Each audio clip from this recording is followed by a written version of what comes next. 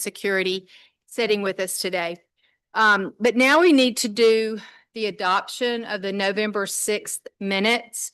And I believe that you all received a copy of those and there were no major revisions. So I would like someone to give me a motion and a second.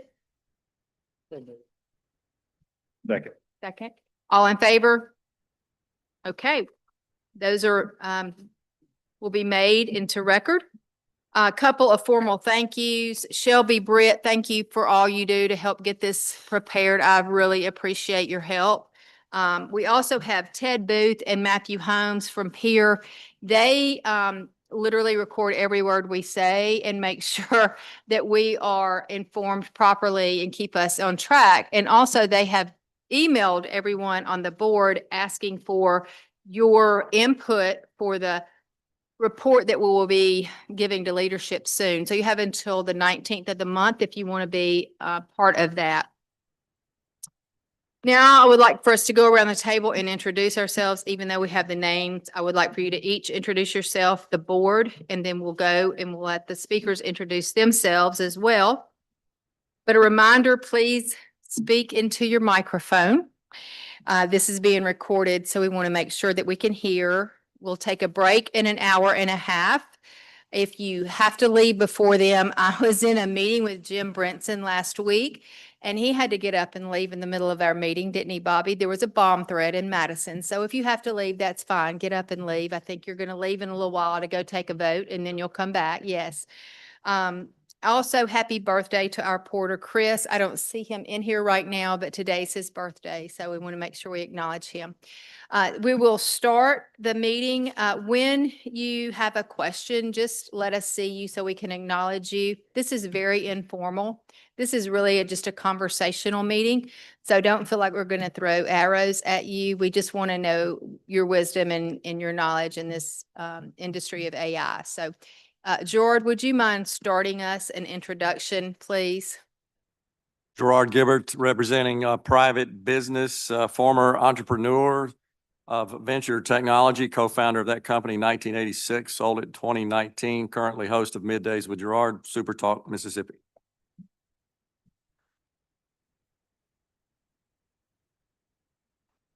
Bobby Freeman, Director for the Mississippi Cyber Unit with the Mississippi Office of Homeland Security. Hi, Julie Jordan, Senior Advisor for AI and Data Governance at Mississippi State University. Erin McKinney, Policy Counsel for Amazon Web Services, AWS. Thank you, Madam Chair. The quiver is empty. We shot all the arrows at universities and colleges this morning, so we have no hostility this afternoon. And if you got to leave, let's just add to the prayer. We hope it's not for a bomb threat.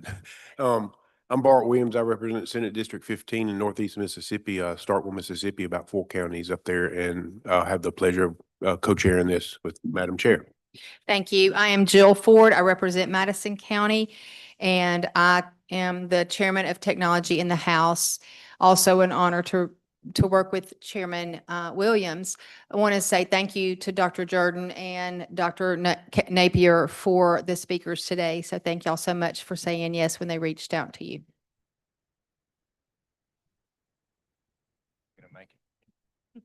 I'll lean forward a little bit. Hey, good afternoon. Thank you all for being here. I'm Colin Napier. I'm the director of our statewide artificial intelligence initiative known as MAIN, the Mississippi AI Network. So appreciate all of you and look forward to your comments.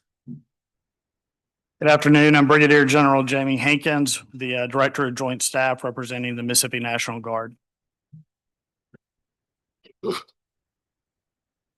Good afternoon, Stephanie Hedgepeth. I'm the Chief Strategy Officer at the Mississippi State Department of Information Technology Services.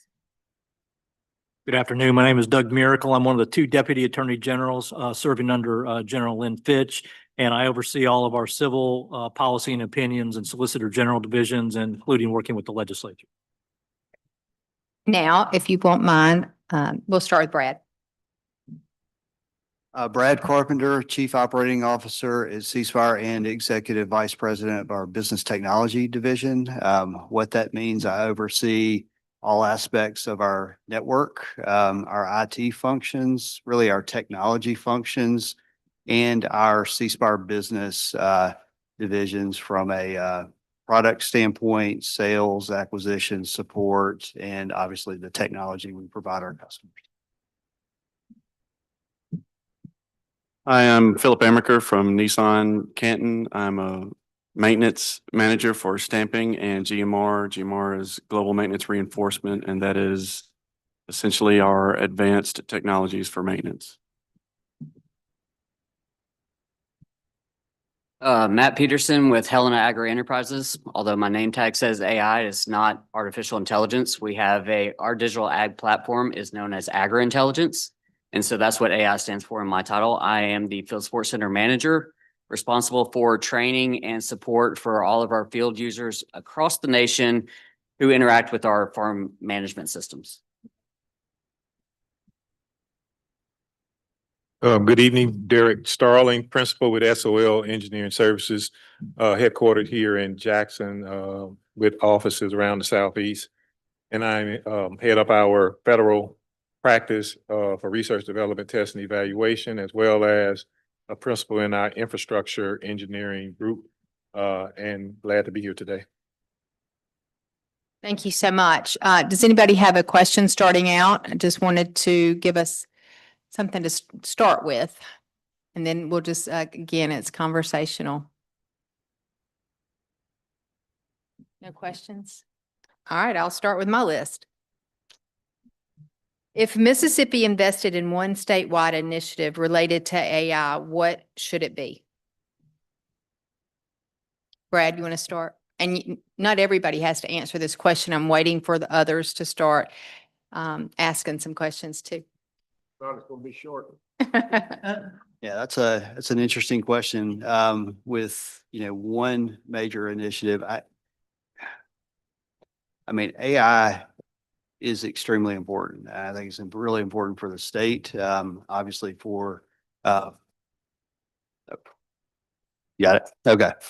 Yeah, AI is an extremely important, technology, and it's going to, continue to, really elevate, businesses, education, really all aspects of community. So I think from a statewide perspective, it's that governance that enables AI to accelerate and thrive, especially in our state, so that it betters our communities, but also in a manner that keeps the data secure, private, and, we're safeguarding aspects like our children, and such. So it's that balance of governance so that we can scale,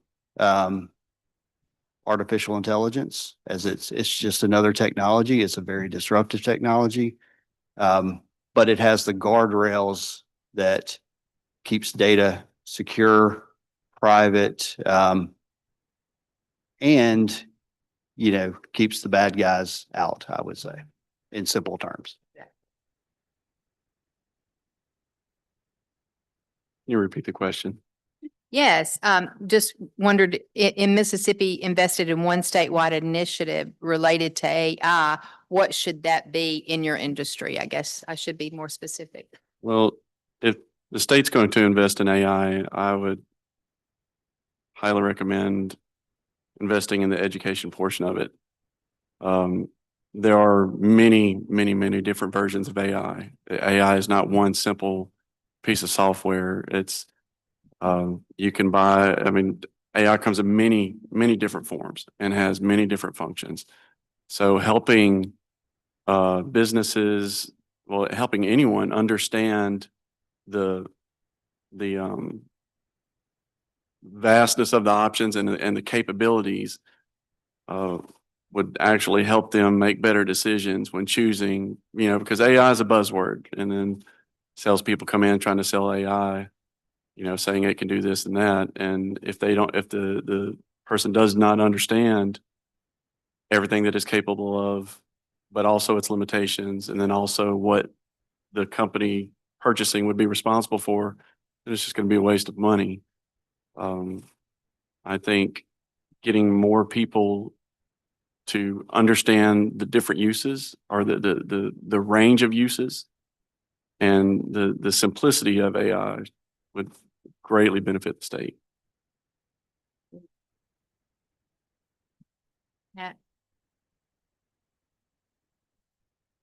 Well, that's a tough one. I agree with Brad, agree with Philip. Data security is key, even in agriculture. We don't necessarily think of agriculture as being a very vulnerable space for data capture and data privacy, but you know, it is one of those industries that has a lot of technology that's not realized. So data security and protecting our producers in the state is critical to continue to have agriculture within the state. Education obviously goes along with that, understanding the risk, understanding where it is, what can and can't be done. But, you know, as I look at it right now, AI it's really influencing the intellectual, the intelligence, the knowledge-based type of industries, right? So where we can take medical advice and expand that across, you know, not just that singular family doctor's experiences, but across the country's experiences, across the globe's experiences. That's where AI is kind of finding its way right now. But through advanced robotics and everything else, coupled with AI, we are quickly going to see it infiltrating into the manual labor force. Nissan can probably attest to, they're probably looking at some robotics in their plant. Agriculture is also embracing those technologies because of the labor shortages that we currently have, right? It is a manual, it is a seasonal, it is not a glorious job to work in agriculture at the field level. So, you know, in terms of some sort of initiative that the state can put forward, protect that history of having agriculture and somehow look after the, what would be the right word? The ability for the people who have made or chosen their life to be in agriculture to continue to be in agriculture. That's about all I have. One thing that the state could do, and they've already started, is first of all, education at the grade school level, high school level, and there's been investment recently in universities in the programs and the way that we deploy AI and train our workforces for AI. But the biggest thing for a rural state such as Mississippi is to do media awareness and education of the workforce such that the everyday person on Main Street understands how they can take these tools that are available and have enough information to understand those tools, but also help them elevate the things that are happening on Main Street throughout the state to a different level to allow those businesses and people in those communities to be competitive.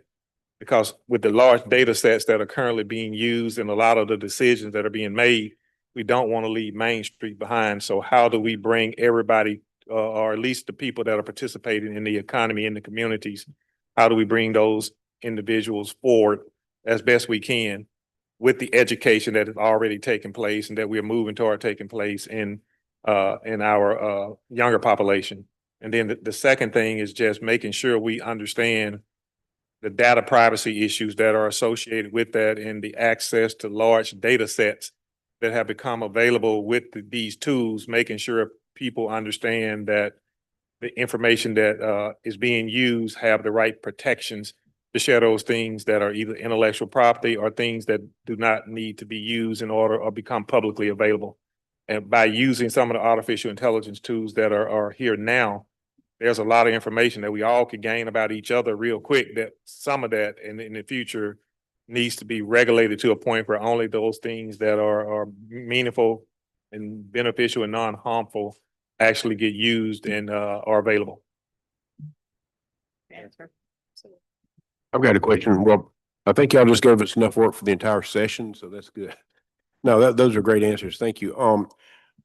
As we talk about AI, people in this room have probably a greater understanding than most of the public. And to your point on education is trying to get the person on the street to understand. I think that's the greatest impact that we can have with it. I would love it if somebody, you guys represent some big companies, if you've got a case study. Let's take it, if you throw it on the table, something you can share with us, and let's kind of organically break it down and deal with the fear concerns we've got. You know, how did you do it to improve processes or whatever you did when you implemented AI? How did it affect the workforce? Or are you looking at implementation? Because there's a lot of fear about it's workforce displacement. It's not elimination of the workforce. We all know that, you know, we've heard it. You won't be replaced by AI, or you'll be replaced by someone that's using AI. But if we've got some real work cases, it would be nice to kind of dig into that a little bit. Does anyone there have one where you've got an application? I would love to go deeper into that. Yeah, I mean, I can start us off. I Great. mean, we're utilizing AI in a number of areas to improve our operations and our customer experiences. One specific example along those lines is how we proactively monitor and manage our network, as an example. And at C-Spire, we're a technology company, telecommunications company. Automation is really inculcated into everything we do. So AI, in our sense, has been around for many years. Really what is disruptive and what is available now is it's really the user experience and the accessibility through generative AI. So along those lines, to improve our network operations, we have taken, very complex data around our wireless connectivity, our broadband connectivity, the services that are inside our customers, such as schools, agencies, entities, healthcare institutions, and just the health of the services that we provide and manage. And we've utilized generative AI to make that more accessible and more consumable to our front lines, whether it's our NOC, our operations teams that we man 24/7, our customer care teams, maybe it's a field technician. They have visibility into how the network's performing. Even predictability. If we have an 811 request, we have over about 22,000 miles of fiber that we have to maintain. Anytime there's an 811 request, if there's a utility or another company building, that means that we have to locate that. So we predict, okay, based on future 811 requests, where might there be a cut or an outage? So we use that from a predictive standpoint, and again, through generative AI, just so it's natural language, ask a question, and it provides an answer, again, that's consumable to our front lines. And what that does from a workforce standpoint, it makes our front lines more productive. It also frees up our higher level engineers so they can focus on more, I think, value added tasks. It's unnecessary escalations. And to get us there, that's where I kind of go back to data, in that first statement. It's just like any automation. It's only going to be as good as the data, and that's the fuel. Data is a term. Data is fuel that drives, fuels digital transformation. Same thing with AI. So if the data is not structured appropriately, not segmented, secure, it's like putting dirty fuel in your car. It's not going to go very far. So that's a very intentional focus of ours, both from our data security, but also customer privacy. So we put a high degree of intentionality in ensuring that data is our customer data, does not leave our data lake when we're throwing it into large language models for some of this predictive. So we have a translation layer, whether it's network elements, customer data, the products, solutions that they serve, but it still is able to obtain those patterns and provide that information so that we can act on it in a proactive manner, and really just making complex information more accessible to a wider degree of our workforce. So I can tell you at Nissan, we have a number of different, very, very different versions of AI that we run at the plant. Some are so simple, you could almost call them a data repository, just a place where information is kept. We don't use AI to replace anybody. We use AI to do jobs that we didn't have the people to do. So for quality inspections, Anytime parts come through, we can actually use cameras and inspect something sooner than further down the line, so you can actually capture defects before that happens. We utilize AI for motion time studies, for ergonomic, for watch people move to see if any of their movements could lead to injury, things like that. We use AI for training for our production staff. So it's actually, I'm very impressed with the AI program that we use for training. But it builds training modules, and it helps, everybody get, and what it does, it watches them while they do what they're being trained to do, and it helps correct them and inform them. I've got an AI program that we use in maintenance called Frank that I named. And it's just a data repository. So just take Body Shop, for example. We've got 750 robots, 500 weld guns, and over 3,000 pieces of equipment. And that's a lot of manuals to go through if you need to find something. Well, Frank is trained on 1,400 OEM manuals. So if I need to find what fault is with this specific robot, I just type in the fault and type in the robot, the model. And if that data is in the OEM manuals, it comes up to me immediately. And so it helps with our recovery process. And we're expanding that.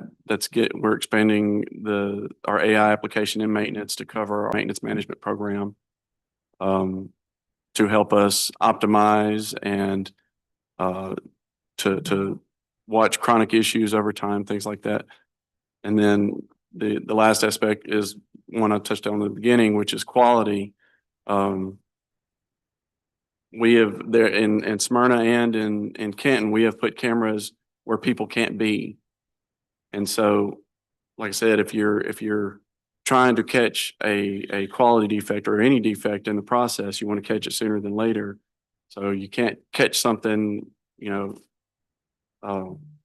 if you can catch something just as it comes out of the stamping press, instead of discovering it whenever it's down in trim, whenever it's been hours going through the plant, that saves a tremendous amount of money for the plant. So it is a resource and a tool for us. And it like I said before, it allows us to do jobs that we did not have the people to do before.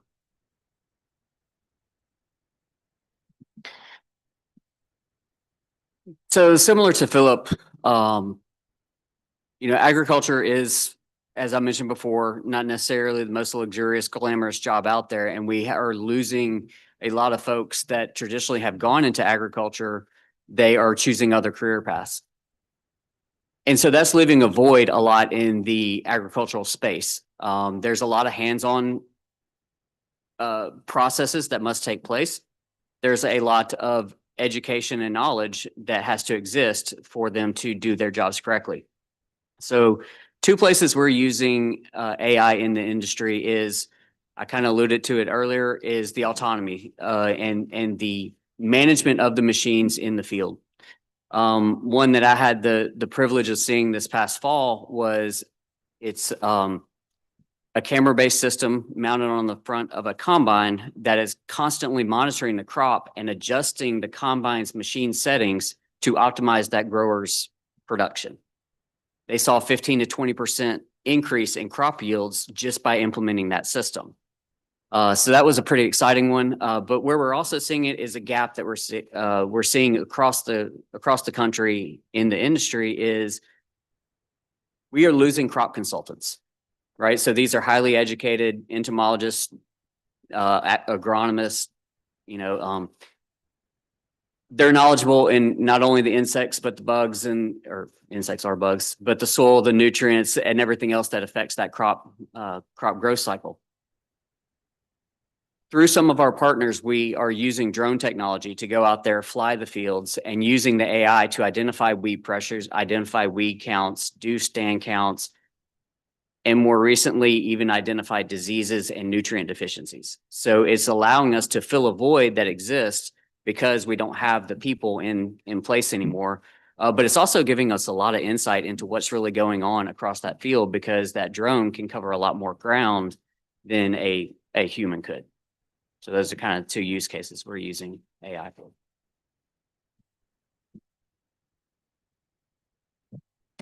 And one of the things that we do, and I think it's useful, is in the realms that we operate in. One thing that we do from an industrial standpoint is we help a lot of our clients make sure that the supply chain is optimized. And what do I mean by that? There's a big push to bring a lot of production back to the United States from different places. And for better or worse, last 20 years, 25 years, decisions were made where product was being manufactured, shipped, and brought into the country to be sold based upon cost, but not looking at the total cost of ownership. So what we have done is we've used AI. Our employees have went in and modeled or digitally simulated the entire high-level supply chain, and then identify where were the opportunities in order to allow our advice to help clients bring production or bring a product back to the United States and still sell it at that same price point, but in most cases beat that price point.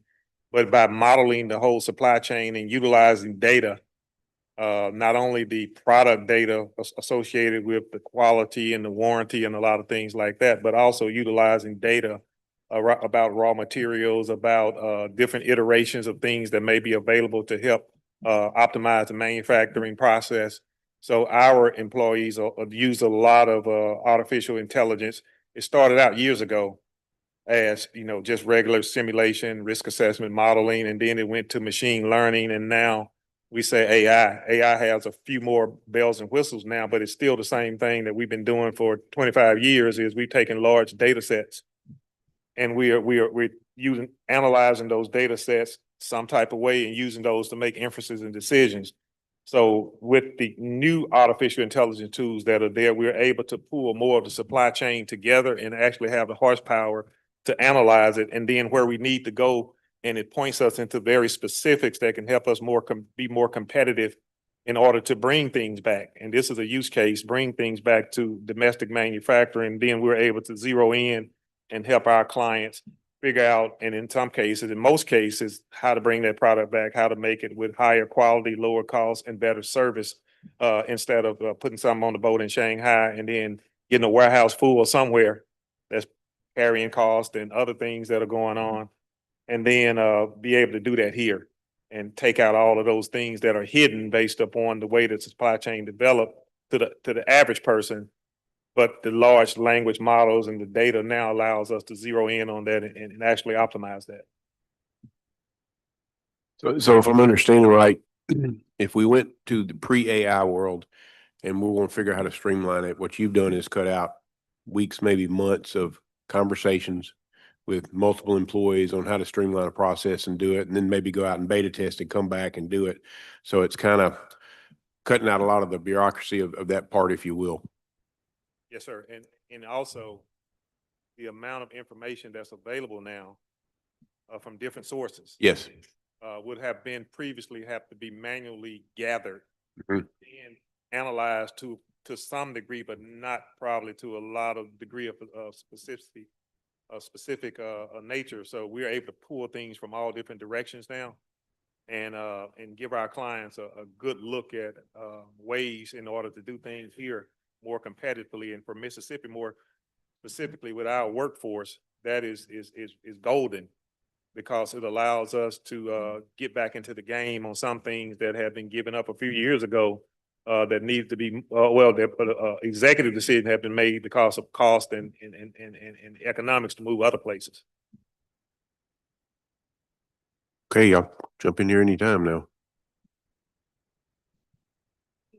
So I kind of want to build on the use case question there, and some of you may have already touched on this, but what has been your investment in AI? And I'm not asking you for a dollar amount, but has it been in time? Has it been in infrastructure, in people, education, all of the above?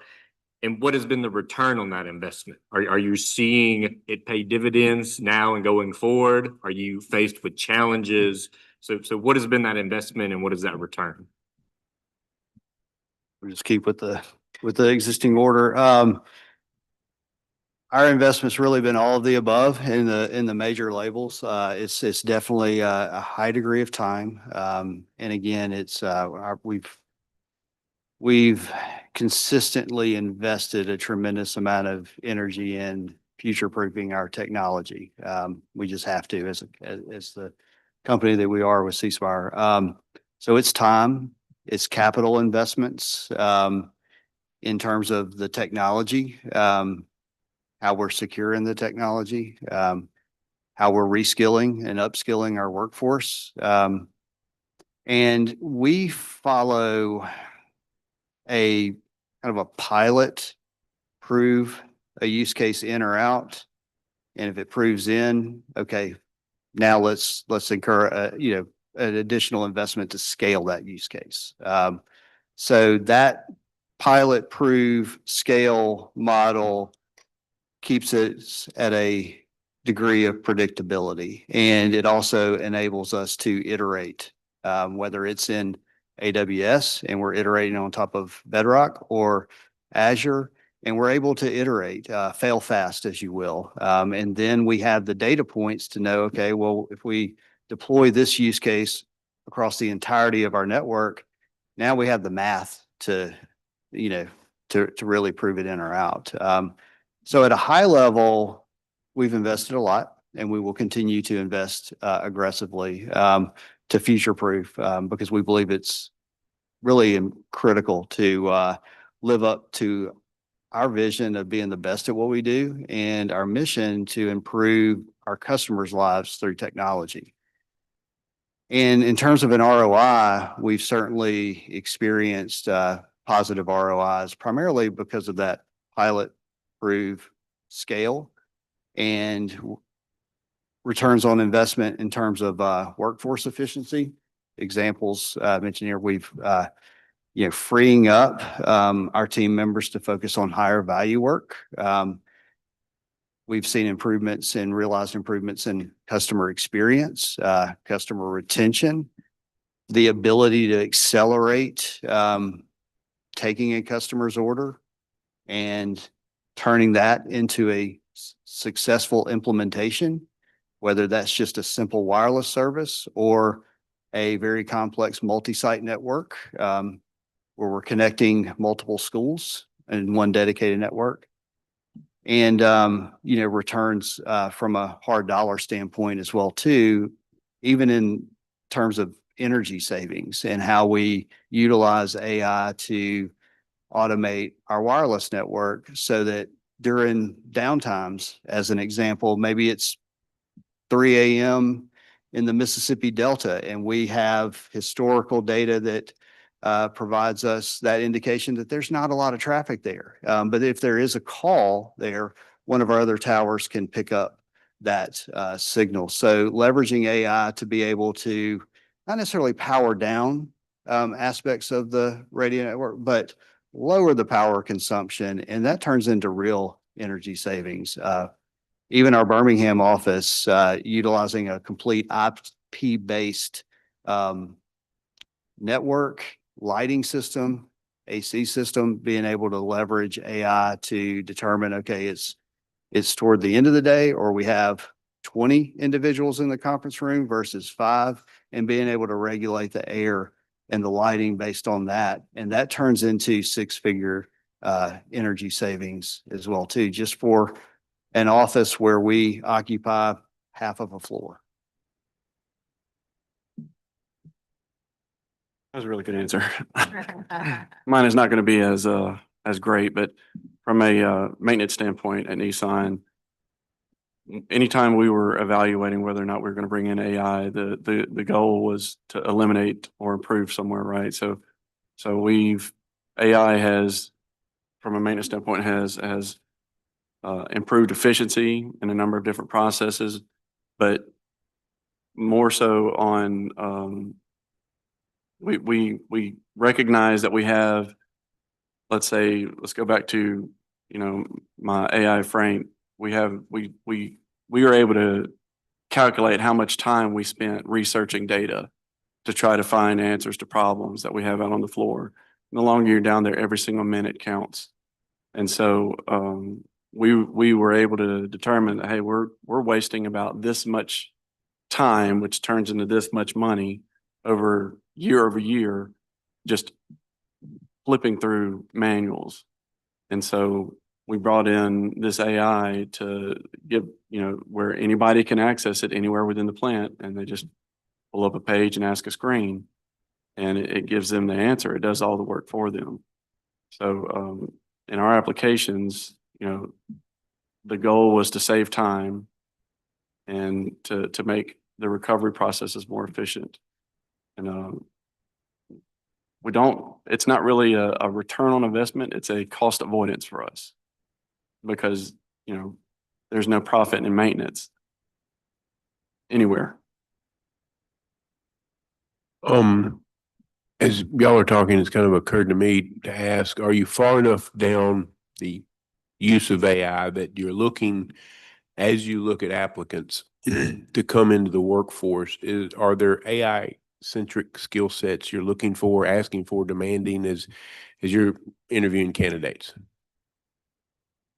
Short answer is yes. Much of it's in the technology arena. It's many of the same skill sets that we look for. Critical thinking, that system design thinking. But we do look for those individuals who have exposure, experience, through the collegiate, their college process or through past work. But more importantly, it's the foundational skill sets that we've always looked for, and just that drive and that ability to learn is what we look for. What it's always been, basically. If you got enough density there, you can make things work. It's another tool, and I think Right. you brought it up. There those that do not take advantage of this tool from a workforce standpoint, they will likely be replaced with a team member who does. And I look at it, from let's just say a software development standpoint years ago when Google came about, and those developers that really became proficient in researching their solutions through the internet versus those that stuck with my Python book or my Perl book back then, or Java book. Well, they could still get it done, but not at the same efficiency. This is the same thing. And this is one of the examples that we've brought into our software developers is, yes, you're really, really great and exceptional software engineer. AI is not going to replace your ability to deliver value, but treat it just like the internet. Utilize generative AI to accelerate getting you to that solution and use it as a tool. I guess I'm shooting in the dark because, as we all agree, education being one of the paramount things we need to do, it's kind of, I see as a general education in, this is not the devil, this is not evil, it's another tool that's been developed that's got more good than bad in it. That's kind of the narrative that's there. As we go forward as a legislature, if we knew we had 7 criteria points that you guys as employers will be looking at, we may incentivize taking us there quicker. That's kind of the reason in asking me. I know we don't know the answer to that. It's the cognitive ability of an individual to absorb and do and apply. It's, it's like they say, there are tons of people that are just heroes right now. They're implementing AI in organizations that people haven't really figured out. Where did this come from? But that's good. I don't mean to segue, Philip, back to something you said, but as a recovering industrial engineer, you talked about motion economy a while ago and ergonomics. Can you elaborate a little bit on how AI does that? I mean, does it look at motion economy and suggest more efficient moves or more safe body movements? Yes.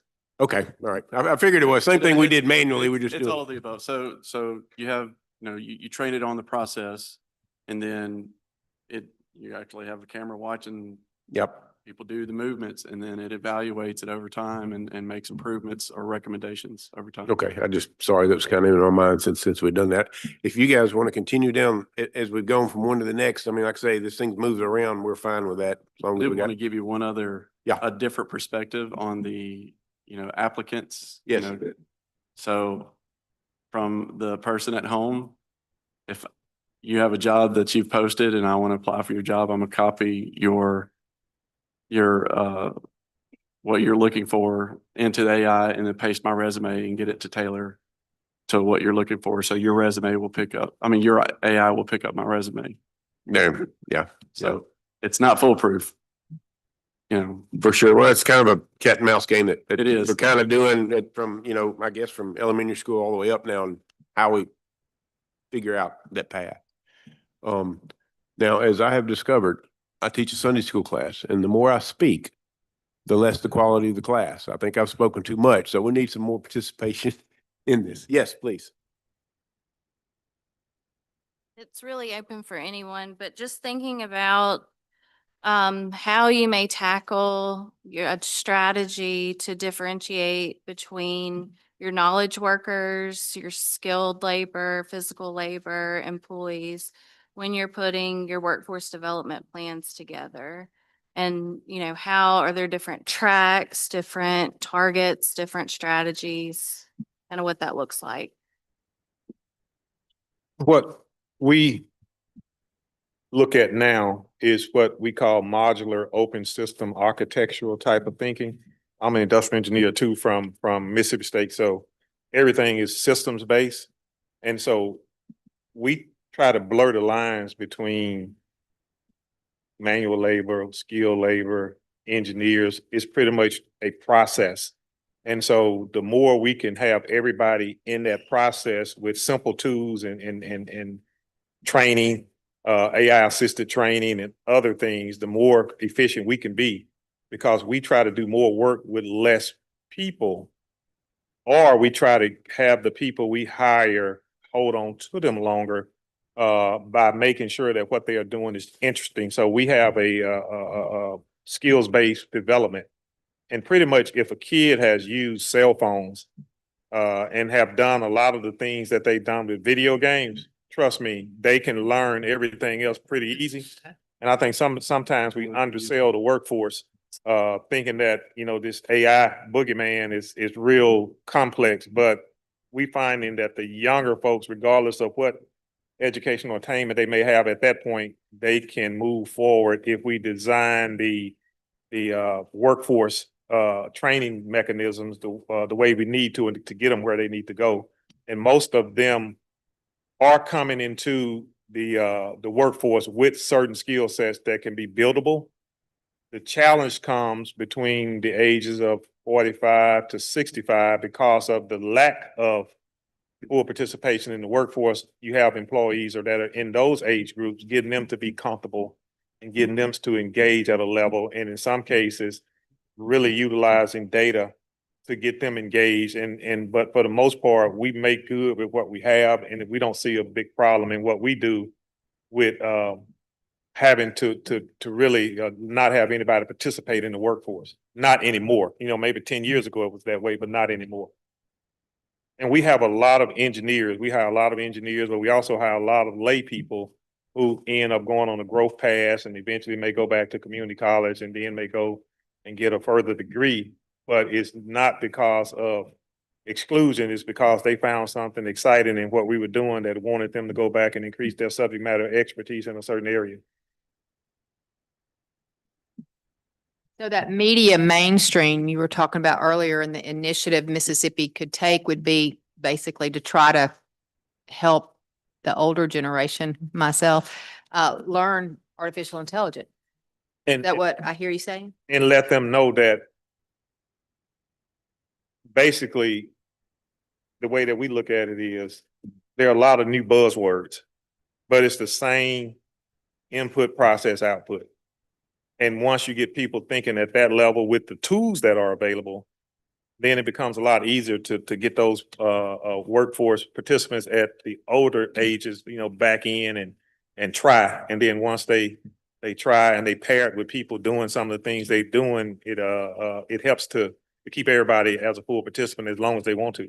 I think that aspect, I mean, it's important from a workforce standpoint, obviously, but also just from a, just a security and protection standpoint, just that education, because there's a lot of bad actors out there. They're leveraging AI for deep fakes, phishing, at a scale and a, a perspective that really makes that look real, whether it's a voiceover, an actual video, so I think just that education, it also helps safeguard, that upper end as well too, just so that, you don't look up and you've had an issue where your bank account's been compromised and such. So I think it helps in both areas.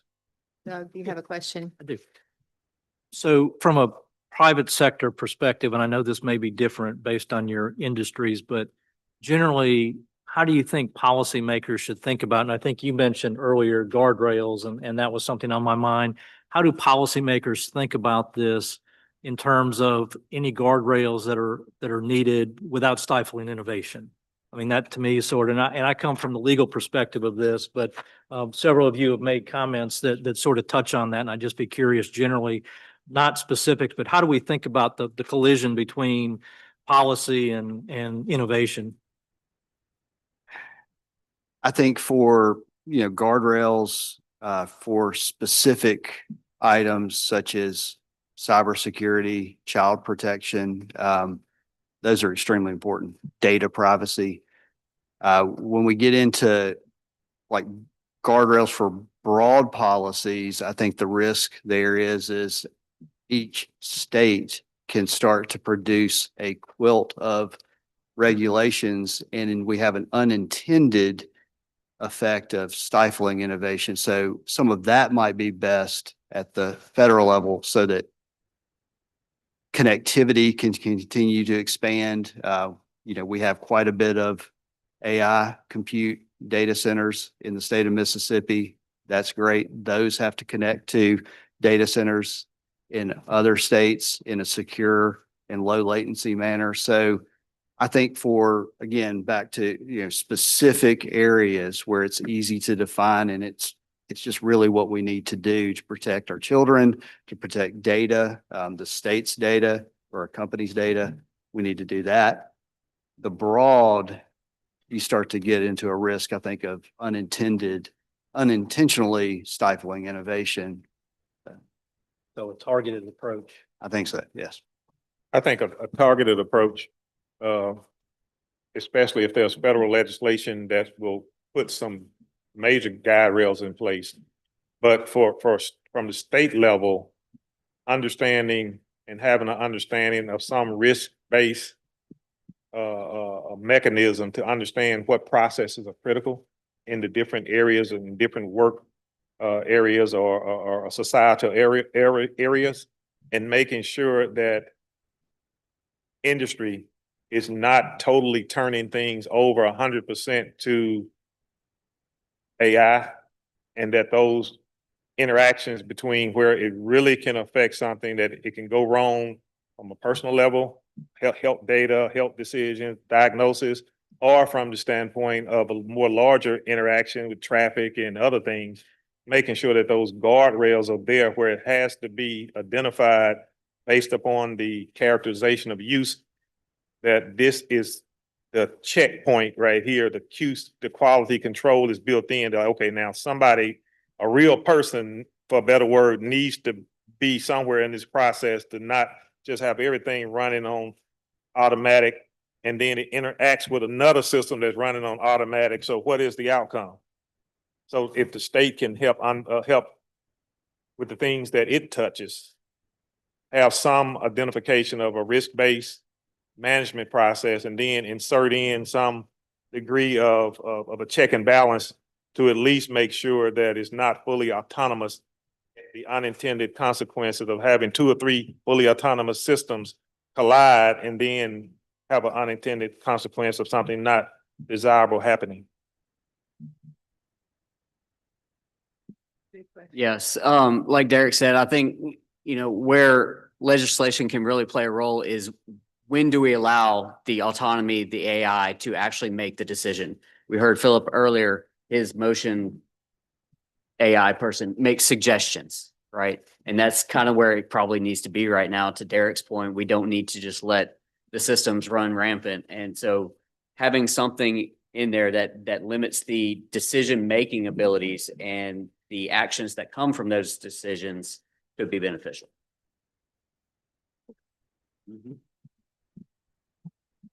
I'll just say that I'm a big fan of less regulation is better, but in this case, people need to be protected.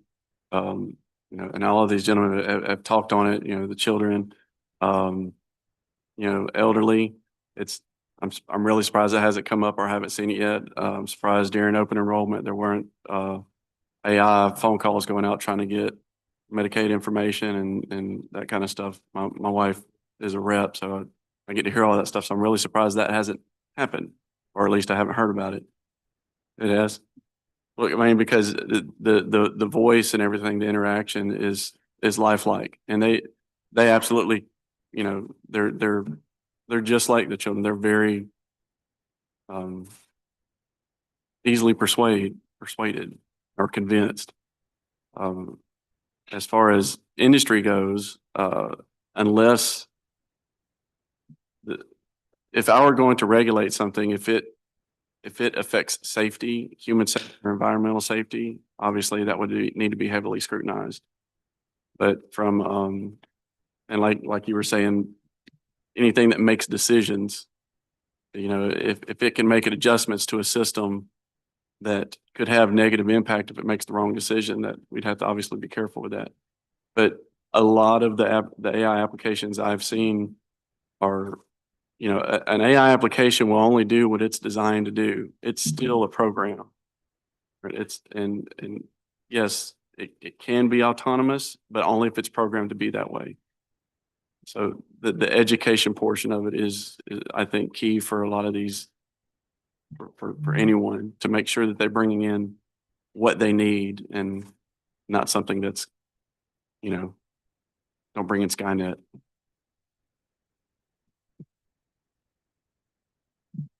So I think, yeah, one of the most confounding, perhaps challenging issues before this body is that we have a federal government, we have a president that's already said we're going to establish at the federal level, announce that this week, some AI regulatory framework. So then the question is, what is the role of the states once we have something at the federal level?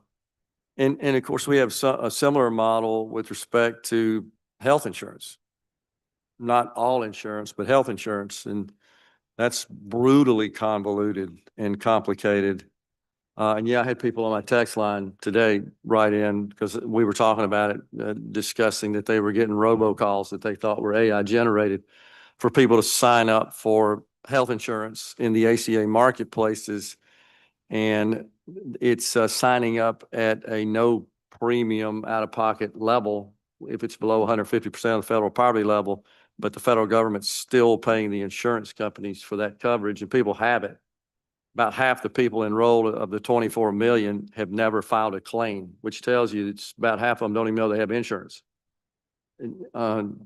Unwittingly signed up for it, essentially. But I think what it means for us when we're trying to advise the legislature is where does the federal government stop and where do we start? And the purpose of that, as you mentioned, was not to have this patchwork of 50 sets of regulations that could literally affect the producers of all this novel technology down to the circuitry level, literally. And that's just brutally complicated and cost prohibitive and impossible to comply with 50 sets. We already have a problem, as you technologists know, with the EU regulations versus the domestic regulations. That's a major problem with the GDPR. And now we're finding out that's affecting our forestry industry and our agricultural industry as well with the EU DR. But imagine having 50 of those instead of 2, having 50 of those, that would be virtually impossible to comply with. So I'm not sure how far we can go until we know what the federal government does. And the other thing I would say that I maybe differ a little bit with the opinions expressed with respect to privacy. If you're willing to put all of your private information out there on the World Wide Web, you're doing so at your own risk. So you don't need AI to use that information. That's happening all the time now, right? We're all essentially cash registers for everybody that consumes our information and then sells back to us. I actually think that's a good thing. So we have to be careful there. It's when it's used in a harmful way. I mean, if I'm getting hit up with ads for people want to sell stuff to me based on my habits digitally, I don't consider that to be something we need to protect against. But if we're doing deep fakes, which has been done in their cases, prominent cases that are making their way through the courts, navigating through the courts now, that's a little different situation. I mean, that is truly harmful. And somewhere there's a fine line between what do we protect and what do we allow from a privacy perspective. I mean, it's crazy to me that people go out on the internet and complain about not having any privacy. That's just makes no sense. Same people complain about data centers, but every keystroke they type is flowing through data centers, of course. It's just something I think we need to be aware of, is that we're about to get hit with a load of bricks from the federal government that's going to be a factor in what we're doing here. That's a very good point to bring up. Some of us have been together, have talked, and I don't want to speak for the whole body, and maybe we just go around and kind of talk on that is, I mean, I think we're the consensus that an omnibus bill out of DC is definitely the way to go on this. With, what would our function be if the EO comes out? Well, I think as much as anything, we're still an educational body here that we come up together. We're bringing experts in every time we do this. I don't think we got him online. It's like we got 1,000 people watching us, but just wrapping our mind around it, I think a lot of that we'll be able to communicate to our fellow legislators for one point, which is the primary purview. But to me, and I may be misguided in this, even with federal legislation, I think when I say we, legislators throughout the country have beat on technology companies to the point, particularly with the guardrails of online safety. And I'm not just going to I've used children a lot, but vulnerable folks, which is the other end too. That's paramount to us. Our citizenry demands it. We demand it. So hopefully that nuisance, if you will allow tech companies. In my opinion, tech companies have done a phenomenal job in most areas. Online safety, I think they're lacking. We've done things, the Walker-Montgomery bill that got all the way to the Supreme Court, that's in effect now because we said, hey guys, you're not doing enough. And I think as a result of that and other states doing things, they're doing better. So I think that's part of the purview that's here. Hopefully as we go to the places with tech companies, we're almost completely aligned. And even in that area, we're a lot more aligned than we were 2 years ago. So from my perspective, I think even if the EO and if it's designed right, I'm 100% for it personally, speaking for me now, because fragmentation is horrible. Hopefully we can go forward with the development of AI in the United States and continue and even lead further. Y'all know Secretariat, I want to be that far ahead, but it's going to take it from the federal position. And as we've looked at other states, I think we have a much more cautious approach to legislation, even if it still stays in our laps. That's my perspective. Good point. I have a question. So I'm just curious how this would work. So, I understand being able to regulate big software companies, how can you regulate something that can literally be built inside your house? Like, I refer to the Frank program that we run. That AI application is free. And I built the computer that runs it. And it does exactly what we want it to, but somebody that's malicious could make it do a whole lot worse. And how can, I'm not saying, I know we should, I just don't understand how we could regulate something like that. How can we catch that?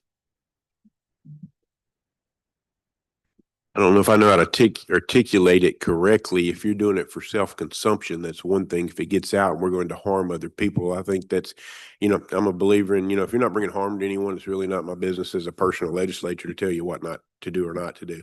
But when you do, and I hate to say it, what came to mind, if you're growing pot in your house, we still regulate it. I mean, maybe a bad analogy there, but it's there for the public good. Whatever, I think our number one job as legislators is public safety and what all that encompasses, from digital media all the way up to, the police and everything else.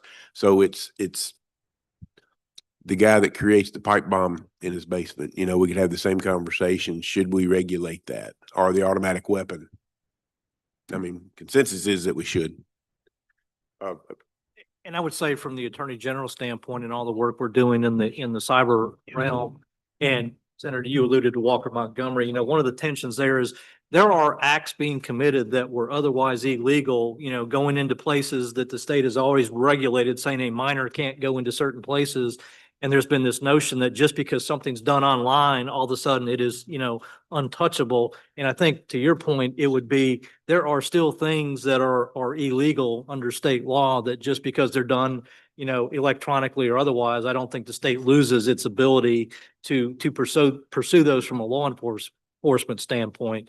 But it's been a real interesting to watch the platforms try to say just because it's on the internet, it's completely subject to unregulated free speech. And that's what we saw when we were trying to protect teenagers from sexploitation in the Walker Montgomery bill. But there are still things that the state police power says you can't do that in person. And just because you can do it online doesn't mean it doesn't violate state law. But that's sort of from the law enforcement side of things, how we look at it. I was going to ask if y'all would maybe each look 3-5 years down the road, and without giving away, competitive information, obviously, what is it that you're thinking about today around how AI is going to be impacting your business 3 to 5 years from now?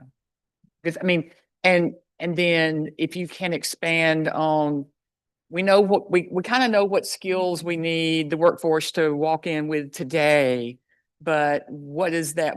How is that, if it is going to change what we need to think about from an education perspective of what we need to turn out of school? I mean, the kids are going to get, the workers are going to get 5 years from now are starting high school. And so, how do we think about that? Yeah, I think from, I don't know, our perspective at C Spire, from a network perspective, continuing to ensure our network is future-proof to take advantage of the use cases of the future. 5 to 10 years from now, that's probably going to be use cases that are maybe quantum in nature. So we have to prepare for that. AI produces a tremendous amount of data. So latency, or compute at the edge, meaning closer to where the data is being consumed and utilized. If you think about it, from when streaming first came about, you kind of got used to a little bit of buffering. Nobody tolerates that any longer. So think about an entire building, everything's connected. Meta, from a glasses standpoint, the form factor, it's on a Ray-Ban now. So it's that form factor is just going to continue to push, and data consumption and AI is going to be everywhere. So from a network perspective, we're ensuring our network, our technology that powers, our company and our customers, is future-proof to take advantage of the use cases there. From a workforce standpoint, I think, we're following much the same model. We have a very diverse workforce, from field technicians to the smartest data scientists.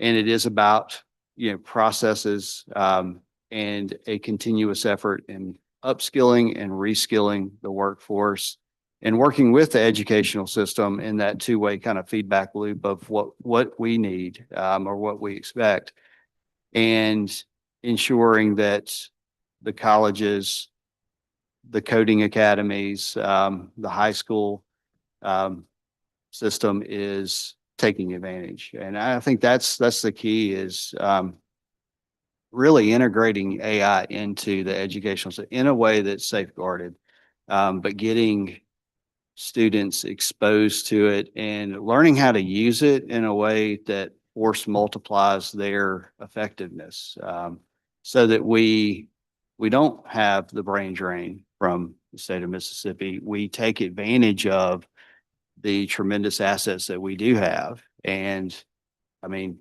we have additional, AI investments coming into the state. We need to take advantage of that. So how do we build these technology hubs around those centers? And it's not just a data center out in the middle of a field that's powering and enriching the rest of the nation. Let's utilize those capabilities to upskill our kids and our future workforce and our companies so that we can be a leader in technology, in AI, and really a leader in the nation. I'm speaking from a maintenance perspective, so industrial maintenance perspective. So AI in 3 years for us is going to be gathering all of our breakdown data. It's going to be gathering our PM or preventive maintenance program, or how often we're checking things, how often are things occurring that we didn't catch, how many things are occurring that we could catch, all the analytics associated with breakdown data or failure data, and it would be analyzing that and continuously optimizing the program. So it would be, for us, it makes a more reliable system.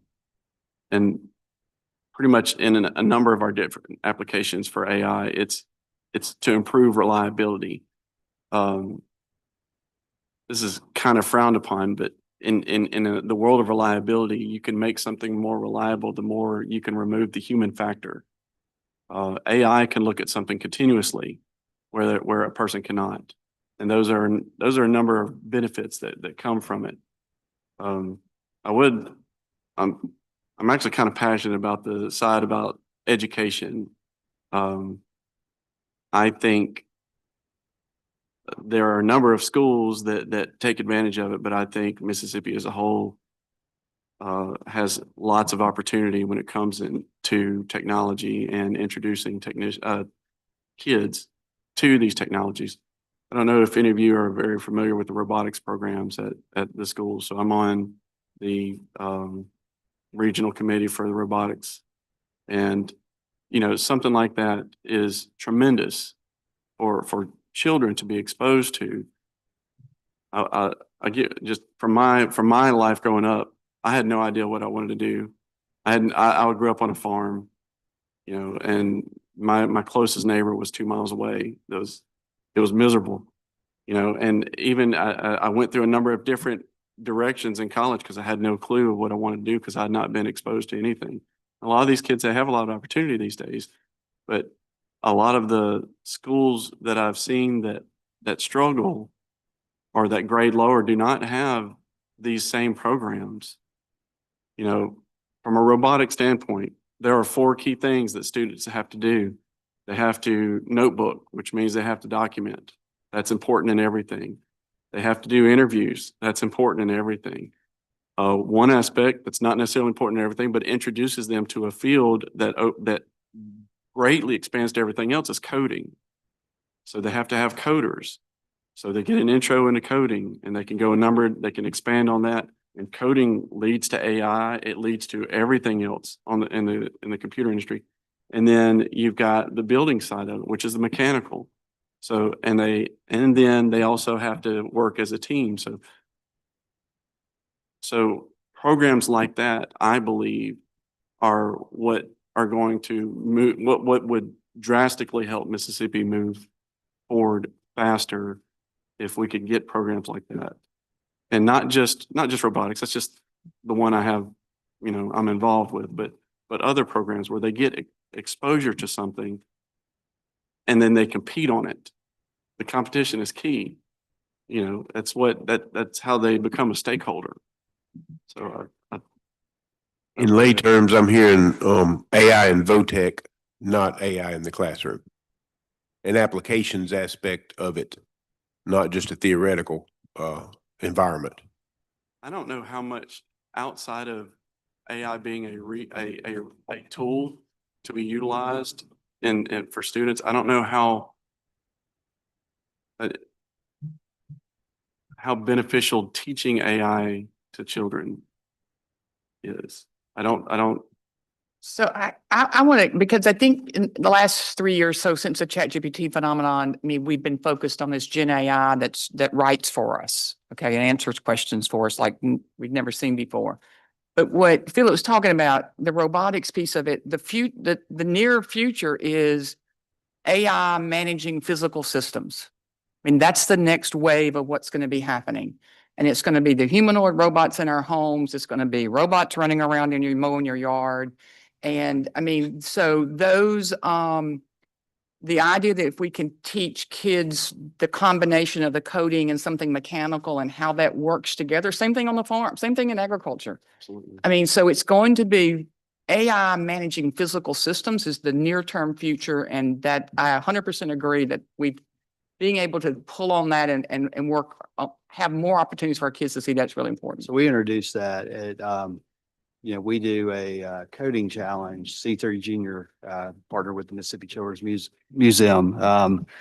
So we are a part of a coding challenge, C3 Junior, that we partner with the Mississippi Children's Museum, and we've been doing this for 8+ years. This year, partnering with AWS, we introduced generative AI in that coding challenge, and these are fourth graders. But just that robotics type use case, they're competing, they're acting as a project manager, a system designer, a creative designer, and they're going through their obstacle course and using a robot called Q, and they're doing block coding. But we purposely trained an agent to be an assistant, a fourth grade appropriate assistant to assist the kids through that coding challenge. And they would speak into an iPad and it would assist them. Wouldn't do the work for them, but it assist them. And it was a great benefit. I mean, we saw high level engagement, and it does expose them appropriately to the technology, which is for that generation is certainly going to be everywhere by the time they're in the workforce. So I agree. And they go through the competition. They're doing, really it's well-rounded and it's healthy, but I think that's the way to introduce through the educational system, not just spitting out a physics answer. So 3 to 5 years is an interesting time frame for agriculture, because in about 5 years, some predict that we will have fully automated corn and soybean production, hands off. Speaking of Philip's point, robotics is key. Physical systems, that's where it's going to be, but from the agricultural standpoint, from managing those autonomous systems, it's really the sensor development, making sure that we have the right education, understanding of all the different sensors that are out there and what we're capable of to give that autonomous vehicle it's the correct data so it can start to make the right decision. It's sitting from this chair is kind of scary to go from a hands-on farming background where it's, your hands are getting dirty and that's what most growers want to do. But labor shortages, economic constraints and everything are forcing them to go to a more autonomous system. And the robotics, the autonomy is where it's going to live. And so from an educational standpoint, understanding the AI is key, but really it's how does that AI control the physical good or the physical vehicle I'm trying to use in my operation. From an ag retail standpoint, that changes our game as well. So right now typical interaction with a grower is they're going to call us up and they're going to ask for their fertilizer, their seed, whatever else. As these farms become more and more automated, they're running 24/7. We have a huge logistics challenge that we have to deal with, right? How do we get that much tonnage to the point to where it's going into the field? And, Derek mentioned it, kind of keyed in on it, the logistical challenges that he is been part of in dealing with other industries, you know, that's something that maybe agriculture and as an ag retailer, we could leverage to make sure that we're keeping up with the autonomous systems that are going to be on our farms. I don't have much to add except for the work that we do is kind of bridging between two worlds, the current infrastructure environment and then the research, development, test, and evaluation, which is mainly DoD, which is already 3 to 5 to 7 years ahead of what the public actually sees. So what I think the intersection is, will be teaching kids from an educational standpoint how to be creative with the technology-based tools that'll be there, as well as the increasing downsizing of physical systems.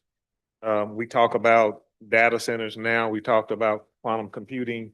You talked about power generation being more. I was looking at last week in the application, the small batch reactor, nuclear reactor type of power generation. So being able to increasingly accelerate a smaller footprint and put those systems together to solve regular problems and complex problems, and having the educational environment train kids who are not only can understand the basics of technology, but also can creatively be able to modularly put the pieces together and come up with some of the solutions, is what we're seeing that are already taking place on some of the DoD side that will be forefront probably in another few years in the commercial side.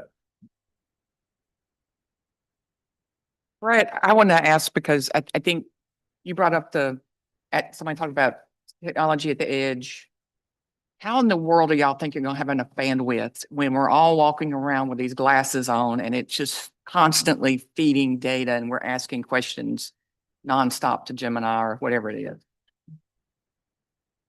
Good question. I mean, one, yeah, we're fiber based. So from a bandwidth perspective, capacity's there. Even from a wireless perspective, that's, you know, with 5G standalone, 6G in a few years, that's continuing to, I think, meet the demands. It's really about latency at the end of the day. And I think when we look at like glasses, what goes on in the home, a lot of that compute's going to also take place. It's going to move toward the edge.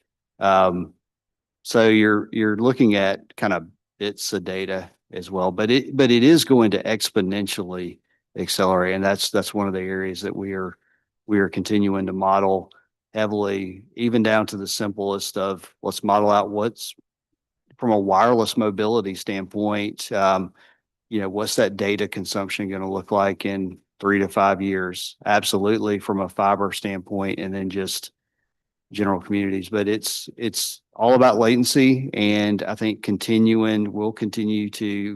like us will continue to invest in our core so that we can provide 100 gig, 400 gig, and we'll be able to support, you know, the use cases such as, you know, if the state we have the mission network. We had all the state collegiate CIOs, CTOs in 2 days ago. And we're charged with providing a private network for research purposes. So I look at the mission network as being one of those that's going to really push to the forefront as well too, and what some of that consumption would look like.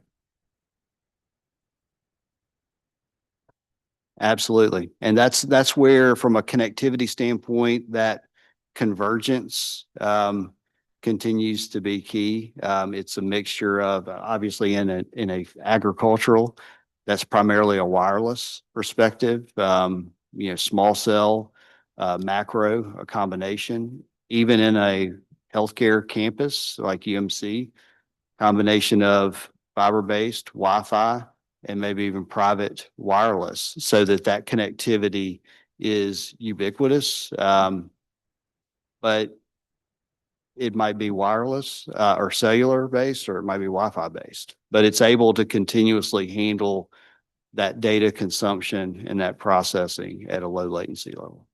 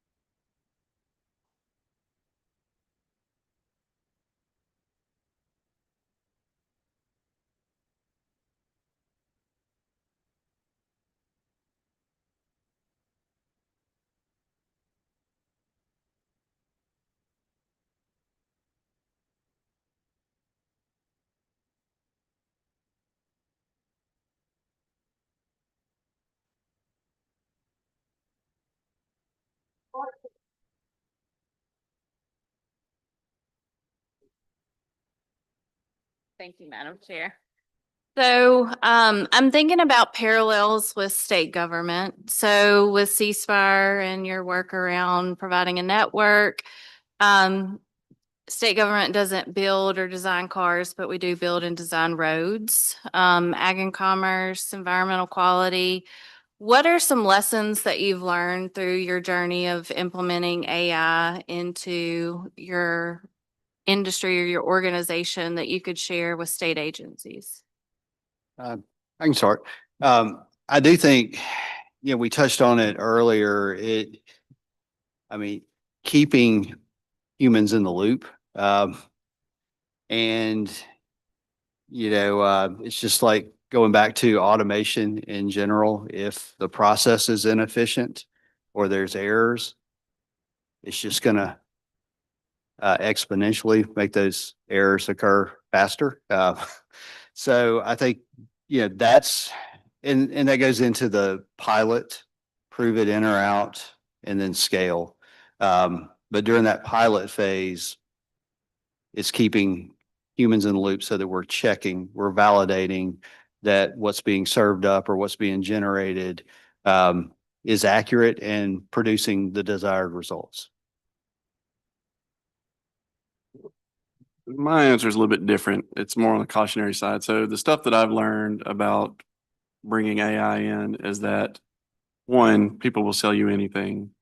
And if I'm an agency or I'm a company and I've got this issue or concern or something that I want addressed and AI is my answer, I need to make sure that I, as an organization, can manage that solution as well, because a lot of times, and this is what hurts a lot of businesses, where they waste money, they'll purchase a software package or they'll buy this, and it's, these companies will say, oh, you'll save $1 million.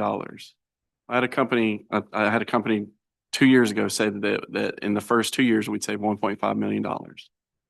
And I said, okay, so you install your software. If we don't do anything, what happens?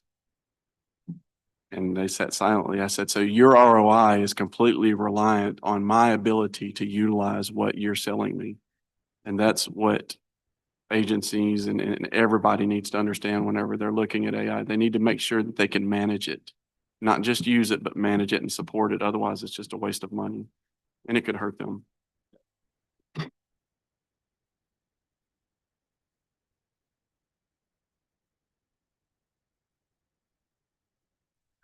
From a federal level, certain solutions have to be FedRAMP compliant. So having some regulatory body that you have to pass the smell test in order to access you will be good, as well as there's always going to be a need, in addition to the human interaction and checkpoints, there always going to be a need for also having certain systems that nobody can have access to but the most highly vetted persons. So, and I think that's the challenge that we run into all the time, is that how do you interface the things that you're doing in your little sandbox safely into other applications when they may have more highly regulated environments that are more restricted. And in the case of the state, there needs to be those types of skiffs, for a better word, that those types of environments that very few people have access to unless they have a higher level of credentialing, and those systems have a higher level of credentialing. And then even the basics products have to go through some compliancy check that may be set up by your organization in order to access the rest of the enterprise.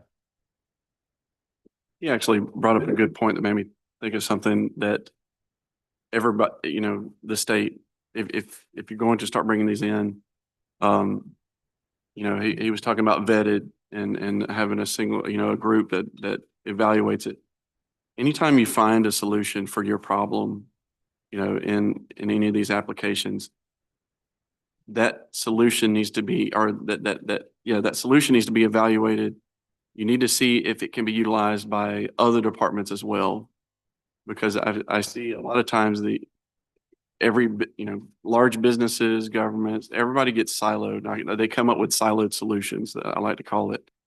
And this group, we've got, and it happens at Nissan, we've got areas that have AI over here and AI over here, and we could be using the same thing, but using two different things. So that means you got to have twice the amount of people to support it, because this one's completely different from this one, but the result is the same. So if you guys can develop a system where you, not only everything is vetted and that it is secure like you want to, but also evaluate the programs to see if they may be utilized by other departments. The beauty of data is taking data. The beauty of data is the more ways you can look at the same data, the more ways you can find different problems. Yeah, that's a very good point. I kind of skipped to the once we've made those decisions. One way we approach that situation, and it's a very real situation, and it will be at ITS for sure, being the technology provider for the state, we have our AI Center of Excellence, and that's a cross-functional team. It's, not a committee that just gets together, and we do set governance, but we also help identify across the organization where that technology or those use cases can be applied in other areas. And we kind of pair that with operational excellence as well too, that does help with that. But it's full end to end in terms of validating technology. Is this real, or is this just a vendor bringing us something that's really not as advertised? All the way through toward workforce adoption and working with areas like internal communications and human resources to ensure that we've procured the technology, we've utilizing the technology, and we are adopting the technology, and we can operate it as well.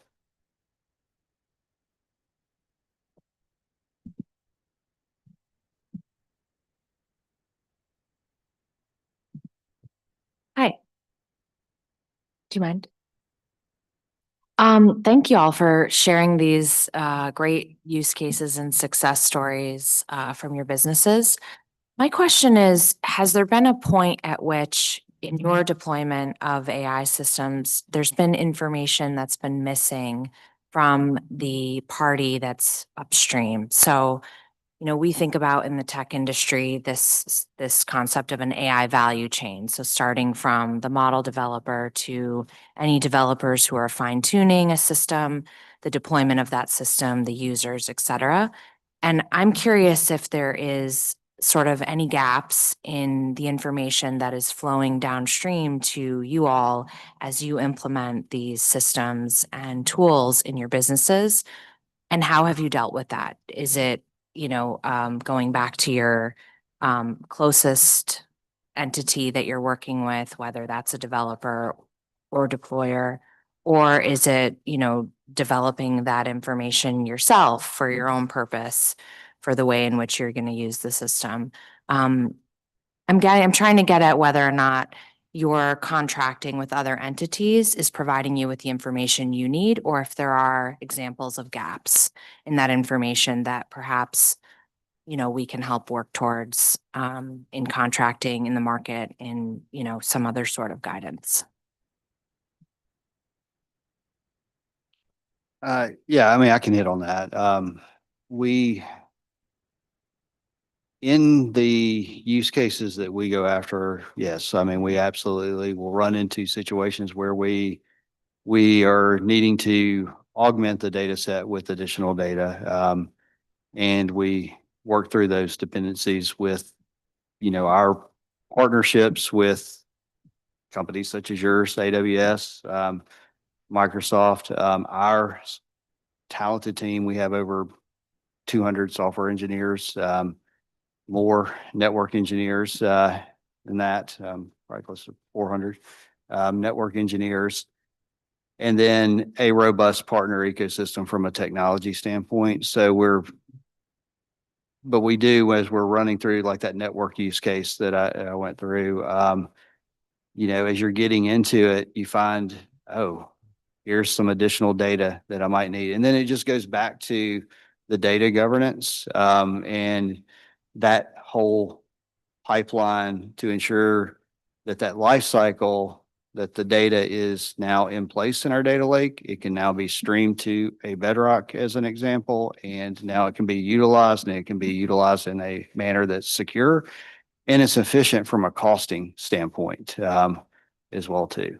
So we do run into those dependencies, but typically in our case, our technology partners are pretty good at working with us to provide us that guidance, whether it's architectural guidance or, maybe skill set. And that governance structure is something that you create internally. And do you think that that's sufficient, or is some sort of regulation or external guidance that would apply across industries necessary? I don't know that regulation's probably the best. I mean, I think governance that scales is always beneficial if it's the right. If you take the technology and telecommunications industry and just take APIs as an example, and the industry leaning into standards such as TM Forum standards. Well, what that does is that introduces quite a bit of interoperability. So it provides companies like us options, and we can architect our solutions and our experiences in a way where we're not dependent on one monolithic vendor. And we can unplug maybe a inventory system and plug that back in, and we're following, in this example, TM Forum standard APIs. That interoperability is already there. Some of that QA is already there, and it gives us that ability to scale and have options.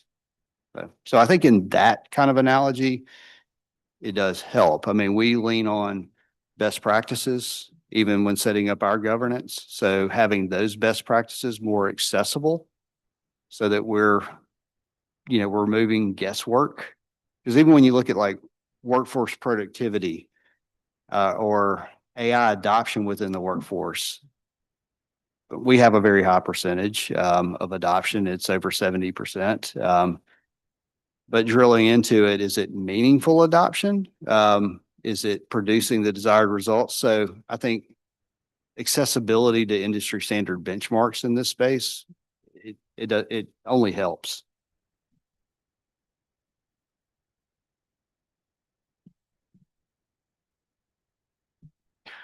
Yes, so, sorry, did you? Oh, I was just gonna comment a little bit on Aaron's question there. From what we've seen in the agricultural space, most of our AI platforms that we have been testing, privy to, partnered with, they're all developed in-house, right? So agriculture being a very private type of industry, very competitive, especially when you get up at the basic chemical manufacturers and the basic equipment manufacturers. They're very competitive. They don't want to steal data from anybody else. They don't want to use other people's data. So they're a very private type of AI type systems right now. But as we move forward, we talked about decision making and suggestions made by AI. And that's where, we do have, from the agronomy standpoint, as we look at how to grow these crops, what fertility recommendations may be out there, you have a patchwork of state-run universities that have all kinds of different recommendations on how you should manage your crop in terms of fertility and, genetics and soil tillage and whatever else. So I guess at some level, we have to be responsible as users to request that data, but we need access to that data. So in this case, what university is giving me this fertility data? What, equipment manufacturer recommends these settings or something like that. So having insight into the base data that goes into the AI model is, at some levels, very critical.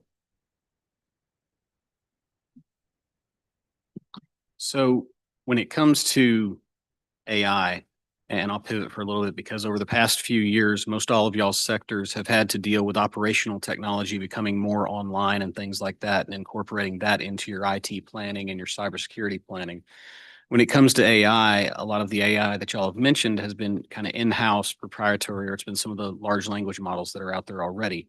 And obviously, I'm not going to ask you about specific technical controls that y'all are doing, but is there anything specific that y'all have had to, not specific, is there anything in general security policy wise that y'all have had to implement or thought about implementing to help ensure that some of the things that we're seeing threat actors do with AI right now, such as, the phishing emails, the crafting malicious code, the AI poisoning, stuff like that.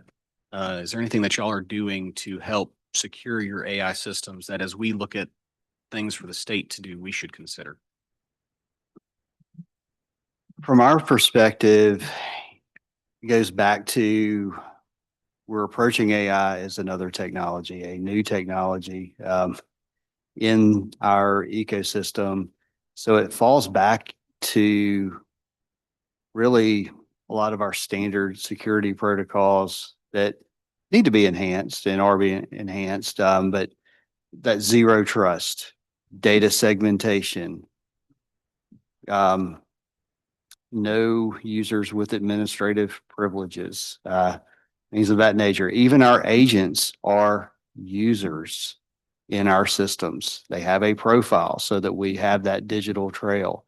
And we've, of course, have deployed AI solutions within our cybersecurity ecosystem to be more robust in identifying malicious emails, attempts, obviously within our enterprise IT functions, but also in the customer facing functions as well too, if we have malicious use of our wireless service, for example.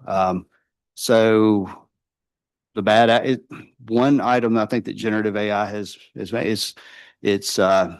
it's made it a little bit easier for the bad actors to that might not have had the skills to execute what they were thinking. It makes that a little bit easier, but it's also pushed the other edge as well, end as well too, where the cybersecurity platforms have AI built in and we're leveraging as well too. But it goes back to a lot of the basics, zero trust, and just basic security and acceptable use policies within our computers, our systems, our network. So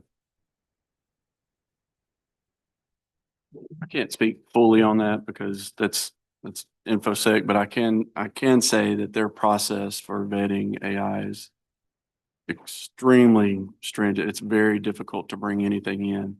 But basically, like he was saying, we have the same rules for AI as we did any other software. There's data you can access and there's data you can't access. So how can we make sure that it doesn't get to this? How can we make sure that it does get to this? So a number of our AI platforms are in-house and on-site and have no network access whatsoever. They only have access to the data location that we want. Others that compile more data from different sources, we might one of the areas we'll pull that data into a location and then we'll send it to another site and then that site sends it to the AI for evaluation, just so we can control what it has access to. So, I mean, there are ways to regulate it. You just don't want to give it free rein, but you have to understand what you want the AI to do, what it can look at and what it can't. And the last thing, which may sound simple, a lot of systems with the basic Microsoft or whatever the operating system is have certain things built into it now. And your administrators have to be able to wall off those things that are built into some of the tools that's on everybody's desktop away from your tools that you're using for critical decision science or risk assessment modeling and all of those things. So it may be as simple as a Copilot icon be sitting on the bottom of your screen and somebody click on it and they basically marrying some things together that wasn't supposed to be interacted. So walling off systems is critical. It's simple, but it's the most critical thing we've had to do from an everyday user perspective to make sure things didn't get commingled, as well as building separate servers and access rights for certain things that can't be used by the average person that's doing work in your organization.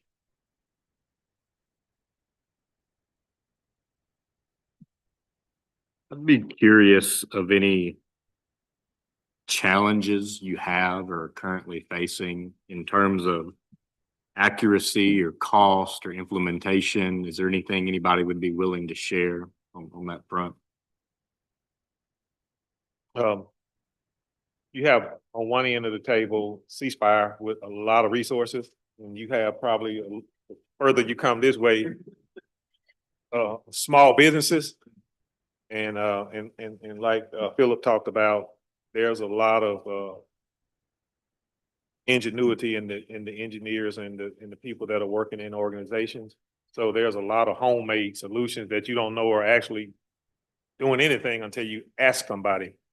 So that's what we've had to do is making conscious decisions about investments, but at the same time, not stifle the innovation of some of your in-house grown solutions, but also having the CMMC and other controls in place to make sure that those homegrown solutions don't create a bigger problem until they're ready and vetted for prime time. But it helps you afford more with some of the homegrown solutions because you're not buying experts and consultants to do certain things that a lot of people take the time to, figure out on their own. And that's how they learn and deploy for future improvement. So cost, that's always going to be everybody's focus is how much does it cost? And my experience with a large number of AI companies is I've identified a problem. I know that this can be my solution, but I need to convince others that this is my solution. So I would like to do a proof of concept but their proof of concept cost is astronomical, like almost as much as the integration cost would be. And so I think a lot of people kind of walk themselves back out the door. A lot of these companies walk themselves back out the door because they have a solution and it's software as a service. So the company that purchases it is the one that's going to have to manage it anyway. They're doing all the work. But that's what has limited, in my experience, what has limited bringing various AI solutions into the plant.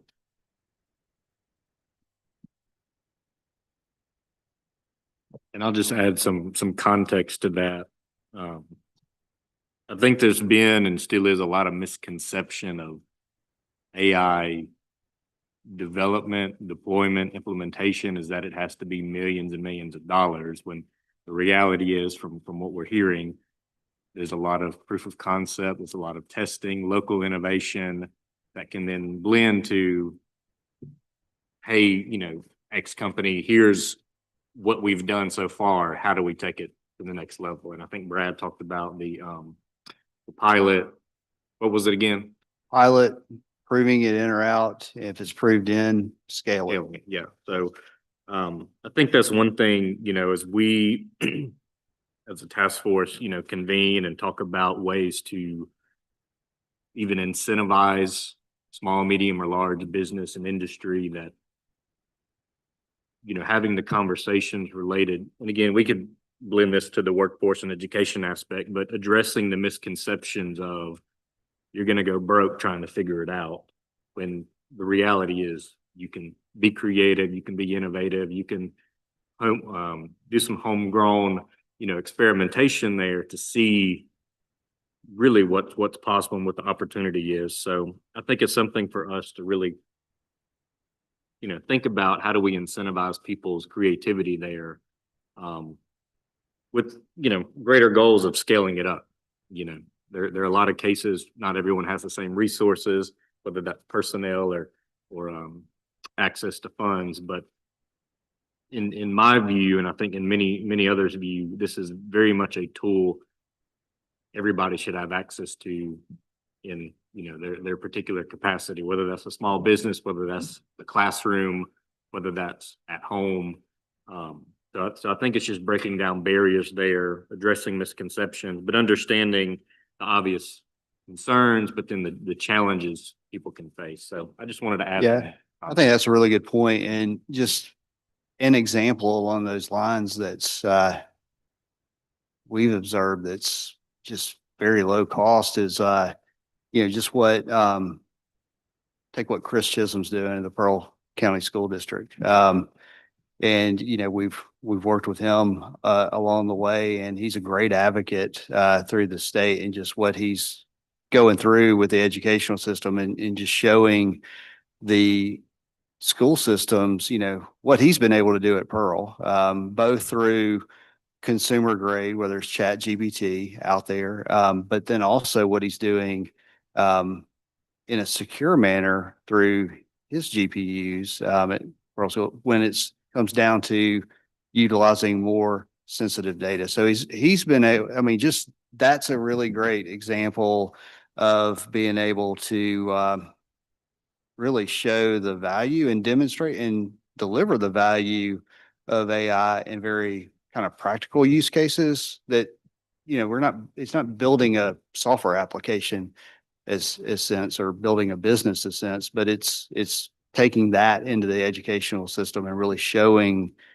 the teachers and the administration on, how can they leverage AI to make them more productive, to spend more time with the students. And then when is it appropriate and when you're utilizing it for sensitive data, you can do that in a cost-effective manner, either through on-prem compute to a degree, or through a secure instance within AWS or Azure. So You're talking about incentivizing, businesses and the technology and innovation. I think if there was a way to provide businesses that can't even afford the proof of concept, obviously this will require a tremendous amount of thought, but the access to the tools to just, even if they're just viewing it on the surface, I feel that most people don't know how much this could benefit them. And if they were able to have a better visual of that, and then have the avenue to expand and be creative with it, I think that it would help with, adoption and people being more receptive of bringing it in. And I appreciate you bringing that up because beyond, so, through Maine that I have the privilege to direct, there's a lot of education there, a lot of workforce development. But from the conversations we've even had as a task force, this came up last time of even a sandbox environment that would allow people. So we already have a sandbox in the sense of our AI innovation hub that's very focused on, solving, being presented use cases and solving the challenges of use cases through student teams and things of that nature. But beyond that, even, to the point you're making, almost have a playground where people can see and interact. And from a state standpoint, I mean, maybe partnering with some of these, and I'm just going to use the one that I've worked with is NVIDIA. NVIDIA gives you almost unlimited resources for free. I mean, they have their own, the free chat program is out there, the Chat RTX, you can look on any computer that has an RTX video card. And whenever we started working with their software, I mean, they set up meetings. We had meetings with their engineers. When we had questions, I mean, they were 100% supportive. And the reason why they were is because they make their money off of leasing GPU, their video RAM, and that they lease it. They lease that RAM so people can run their programs. But basically they're leasing servers. But as far as supporting the technology, they do all of that up front.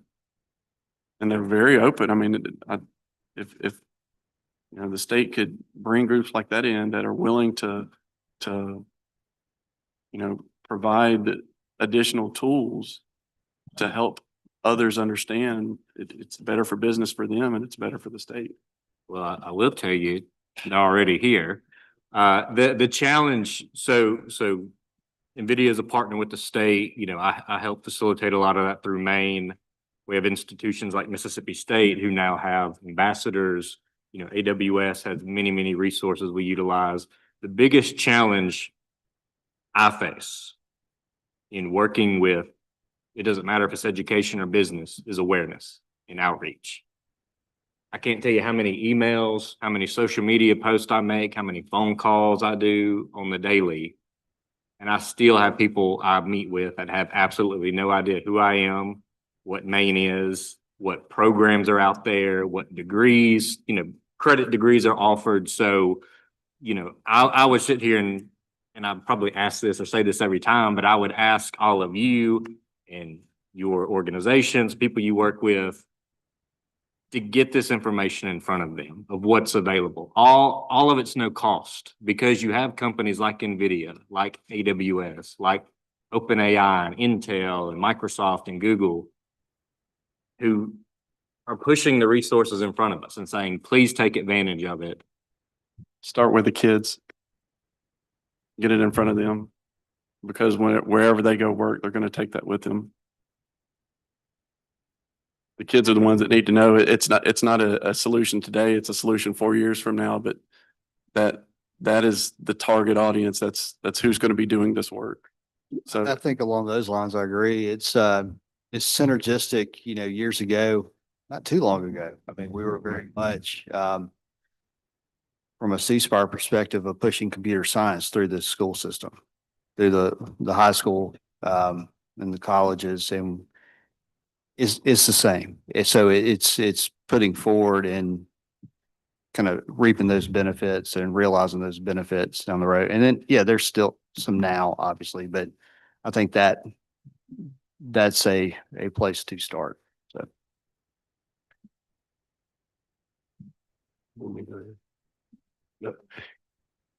Oh, transition, I want to transition to another conversation, but, who's planning on going to dinner tonight?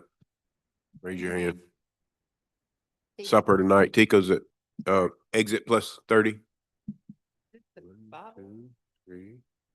1, 2, 3, 4, 5, 6, 7, 8, 9, 10. Okay. Okay. That gives me an idea. They want to count. Kind of want to transition is, Madam Chair and I had, a meeting with some people the other day, had an interesting concept. We've got a lot of fear around AI, afraid to engage. Trustworthy AI, is that a term anybody's talked about or been around? We had someone that's looking at credentialing of AI. In other words, it has to pass these checklists that what I thought of when they were saying that, it's a UL listed. Like when we buy electronics, if it's got the UL stamp on it, our beef has got the USDA stamp on it. It's got a, like a minimum expectation that it's passed or a threshold. Is that something that you think might have any merit? It sounded pretty intriguing if, it's like, we know this product's safe.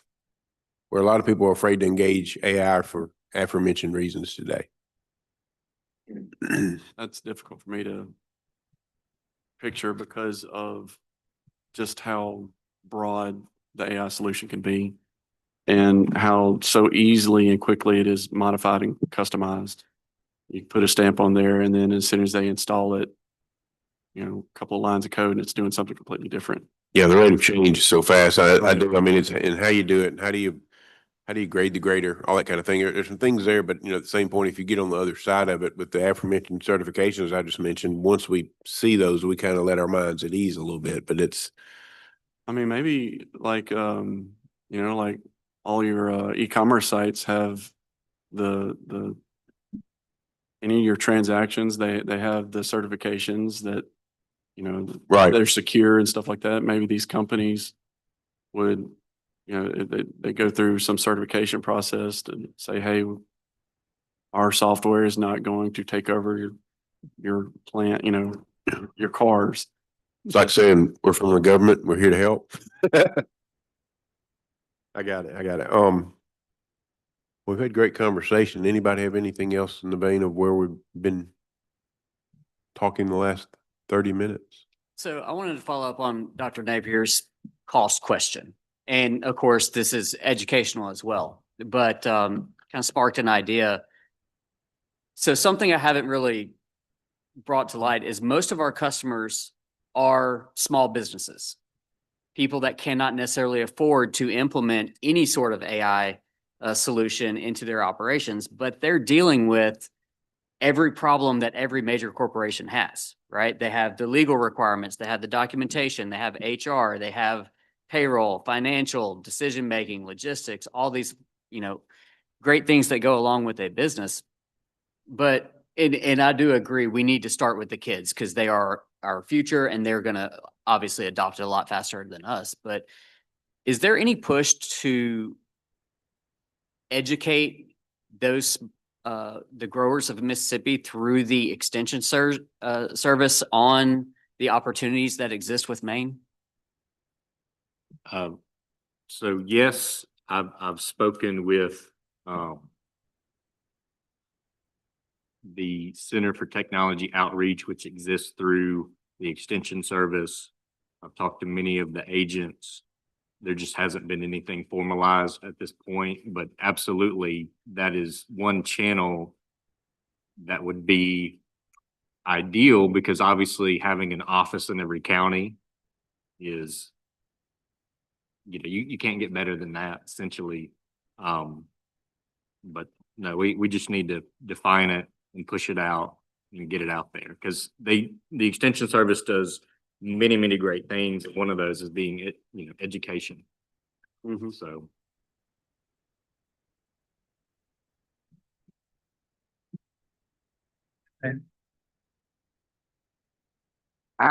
it would be great if, as that can begin to happen for, your for Matt, for you to get involved with the planning of that, so that help inform the extension agents and to Colin as to these are the kinds of things that were the most helpful for the producers to learn first. Otherwise, we're liable to start, we may not start where they need to have the most relevant information. And so I think having the industry help design what that's going to look like would be really helpful. Yeah. Echo Dr. Jordan's points. And two, the Extension Service does have an internal AI task force where they've, had these conversations as well. So it's just a reminder for me to follow up and get that solidified, for the new year. And I just volunteered you to play that role. I heard that. Thank you. Yeah, I walked into that one.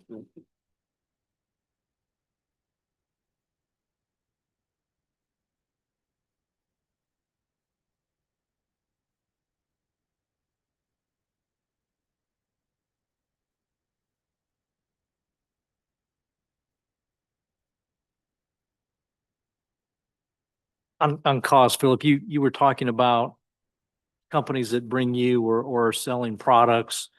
And it sounded like you were suggesting their proof of concept, you're essentially paying for their R&D. Is that what you were getting at? Yeah, that's what they do. Yeah. They want us to pay for everything. I mean, if I'm a business, I'm trying to make as much money as I can, but it has slowed the integration just because if I don't know it can work, then I'm not going to spend any money on it. I think in those cases, it's putting the vendor in an outcome-based situation. So proof of concept needs to be no cost to prove in. And if it's produces that type of benefit, a 7-figure benefit, then that vendor should be very willing to go into your environment and demonstrate that those outcomes can be achieved by proving it in, and then, okay, now for this investment, that's what it takes to scale. So.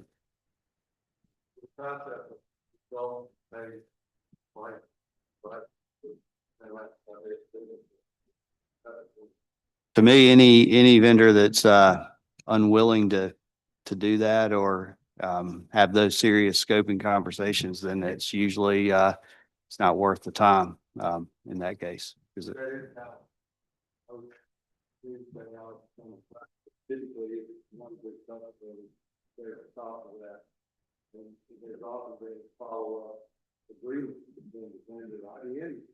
Mm-hmm.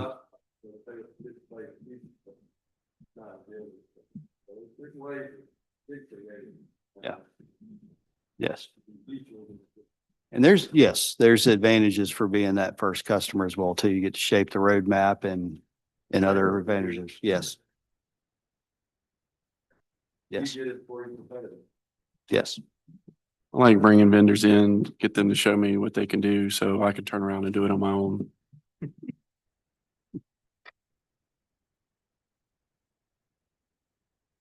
Not doing anything special. I have another question, and nobody has to answer this. This is not meant to be a gotcha, but as you are implementing and utilizing AI solutions, are you having conversations related to liability and accountability? So for example, you put out an AI solution and there's a failure, whether that's in terms of the output or it doesn't do the expected process there. You know, who is held accountable at that point? And the reason I ask this question is, first off, I have my own opinion on this. It's something that is currently present in national news, and I know we've talked about it as a task force, but if anybody is willing to share, you know, if you've thought about it or how that works from your standpoint, please do, but don't feel obligated. So we have a program that we use that monitors machine data. All right. And the whole point of it is to prevent breakdowns before they ever occur. And from time to time, it misses things. And what we do is we take the data that was gathered that led to that point, and then we get with the company and we basically reprogram it to look for these specific events, or like I was saying about data, take the same data and look at it a different way, and it'll show us the outcome that we're looking for. So in our applications, or my applications that I've dealt with, it's not going to be perfect. All right, it's still designed by humans and it's still maintained by humans. And there will be mistakes. Now, if there's something that's gross negligence, that's different, but I have not experienced that yet. I want my plant to run as best as it can, and the software helps me do it. And so I try to help the software be better. And by doing that, my plant runs better. So it's kind of like I try to look at it as a partnership, and that's how I treat it. Also, validation of software and hardware, and the combination of software and hardware is essential to any quality management process. So having good controls in place for validation at the but at the individual equipment level, software equipment loaded interface level, and then once you put it into whatever system you put it in, and then having certain parameters being defined and locked down, helps you avoid a lot of those types of situations where you have failures. But even when you do all of that, you're still going to have failures. So, but there has to be that human checkpoint, especially if it's life safety, that you got to do regardless. I don't think we're at the point where you're ready to turn the life safety major critical issues over to solutions that you may have developed but haven't been proofed. And somebody got to sign their name, especially with me being a professional engineer. On certain situations, you have to put your stamp on it. And so you have to go back and check a lot of things to make sure you just don't trust the process. So that validation of stage-wide validation, and then system validation, and then your final check process, whether that be making sure that everything operated within the parameters in order to produce the output, or whether that's physically evaluating something has to be put in place, because it's going to happen. Yeah, I agree.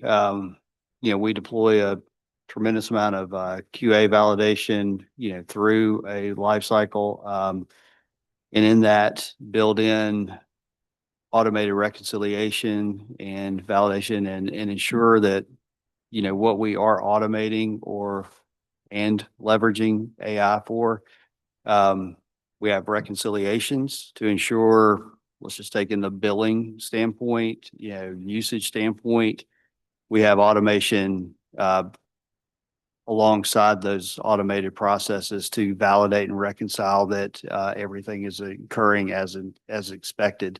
And then these processes are auditable, both internally and externally as well too, if we bring in an external partner, and that just increases the confidence. But that, it increases concern when you start to talk about like agentic AI and agents kicking off actions for other agents to go incur, and, you know, an action in Salesforce kicks off an action in ServiceNow and then an action in billing.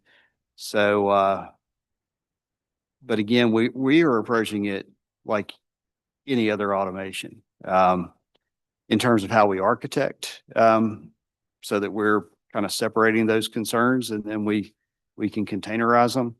But then how we validate, and for those mission critical functions, we still have an experienced team member who is orchestrating some of those critical events.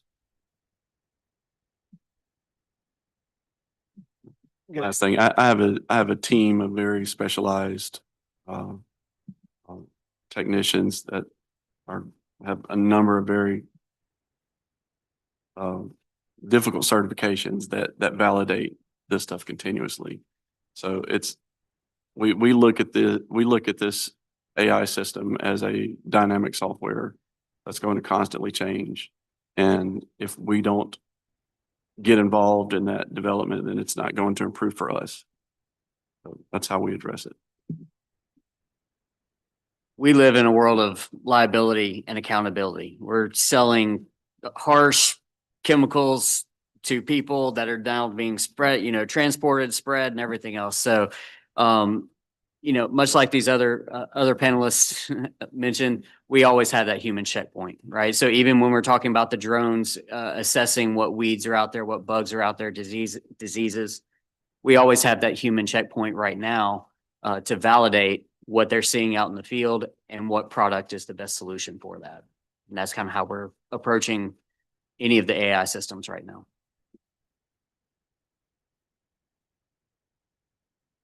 Any other questions?